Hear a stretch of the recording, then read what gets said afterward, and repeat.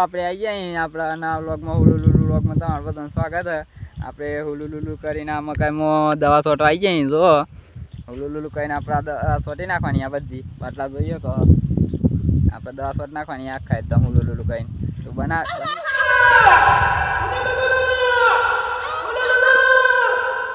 देख सकते हैं हमारी भैंस भी हुलुलुलु करके खाना खा रही है. देख सकते हुलुलुलुलुलुलुलु ऐसे ही सभी हुलुलुलु करके सभी गाय भैंस खाना खा रही है. देख सकते हैं और एक तो बोल रही है